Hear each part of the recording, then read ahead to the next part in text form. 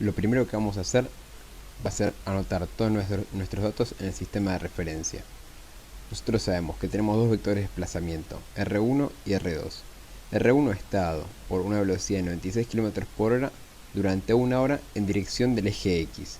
Entonces tenemos que el desplazamiento total de R1 va a ser de 96 km. Y R2 tenemos que es un desplazamiento a 60 grados respecto del horizontal con una velocidad de 128 km por hora durante una hora. Entonces el desplazamiento va a ser en esa dirección de 128 km. Cuando nosotros queremos averiguar la rapidez promedio, lo que tenemos que hacer es hacer el cociente entre la distancia total recorrida y el tiempo transcurrido. En estos casos no interesa la dirección del movimiento, solamente interesa la distancia total recorrida, la cantidad de kilómetros netos recorridos. Entonces vamos a hacer la distancia recorrida durante el vector 1 más la distancia recorrida del vector 2 y las vamos a dividir por las 2 horas, que es el tiempo total. Entonces distancia recorrida, que nos queda 224 kilómetros, sobre el tiempo total, que son 2 horas, nos da un promedio de rapidez de 112 kilómetros por hora. Para la segunda parte lo que nos piden es averiguar el promedio del vector velocidad. Para eso tenemos que hacer el cociente entre el desplazamiento y el tiempo transcurrido. Si este es nuestro punto inicial y este es nuestro punto final, el desplazamiento va a estar dado por el vector RF. La componente nx del vector RF va a estar dada por la suma del vector R1 más la componente nx del vector R2. Y la componente ni del vector RF va a estar dada únicamente por la componente ni del vector R2, ya que el vector R1 se movía en dirección X. Si volvemos para adelante,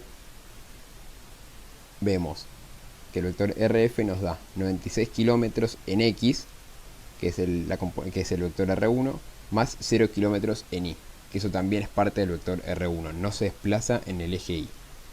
Y tenemos la componente nx del vector R2 y la componente en Y del vector R2, que eso por medio de trigonometría lo tenemos que averiguar. Acá con el triángulo podemos ver el ángulo que nos dan y las componentes en X y en Y de cada una de las situaciones. Por medio del coseno de 60 podemos averiguar la componente en X y por medio del seno del ángulo podemos averiguar la componente en Y. Entonces, ahora lo que nos queda hacer es, una vez que tenemos los vectores descompuestos en sus respectivas componentes, hacer la sumatoria. Tenemos que la suma en X de los dos vectores nos va a dar la componente en X del vector 1 y la componente en X del vector 2, más la componente en Y del vector 1 y la componente en Y del vector 2. Cuando dividamos todo este desplazamiento por el tiempo, nos va a quedar la velocidad promedio. Entonces nos queda en X, que 96 kilómetros, que es la componente en X del vector 1, más 128 kilómetros por el coseno de 60, que es la componente en X del vector 2, sobre 2 horas, nos va a dar la velocidad promedio en la dirección X. Y si hacemos 128 por el seno de 60 sobre 2 horas, nos va a dar la velocidad promedio en la dirección Y. Este vector velocidad es el vector velocidad promedio total. Solo nos queda seguir avanzando y podemos averiguar el módulo del vector velocidad y la dirección que tiene. Para eso, usando Pitágoras, podemos hacer la sumatoria de catetos elevados al cuadrado, nos da igual al módulo de la velocidad al cuadrado.